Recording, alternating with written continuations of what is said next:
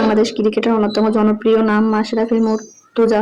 মাঠের ভেতর যিনি ছিলেন সাহস আর লড়াইয়ের প্রতীক, সেই মানুষটিকে নিয়ে এবার আবেগঘন কথা বললেন তার বাবা। সম্প্রতি একটি ইন্টারভিউতে তিনি জানান, আগের মতো আর হাসি খুশি নেই মাশরাফি, অনেকটাই নীরব হয়ে গেছেন। দেশের জন্য বছরের পর বছর খেলেও এখন নানা সমালোচনা আর চাপ তাকে বদলে দিয়েছে বলে মনে করেন তিনি। তিনি আরো বললেন, মাশরাফির মৃত্যুর পর তার লাশ যেন নড়াইলে না নেওয়া হয়। মানুষ শুধু সমালোচনাটা দেখে, কিন্তু একটা মানুষ কতটা কষ্ট নিয়ে চলেছে সেটা অনেকেই বোঝে না। এই কথাগুলো ছড়িয়ে পড়ার পর ফেসবুক ও ইউটিউবে শুরু হয়েছে নতুন আলোচনা। অনেক ভক্ত মাশরাফির পুরনো দিচ্ছেন, কেউ বলছেন দেশের জন্য ইনজুরি নিয়েও খেলা সেই মানুষটাকে এভাবে ভুলে যাওয়া ঠিক হয়নি।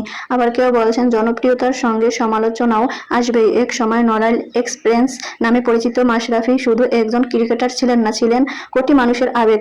তার বাবা এই আবেগময় কথাগুলো যেন আবারও সেই পুরনো স্মৃতিগুলো সামনে নিয়ে এসেছে। এখন প্রশ্ন একটাই, সময়ের সঙ্গে বদলে যাওয়া এই নীরবতা কি আবার ভাঙবেন মাশরাফি?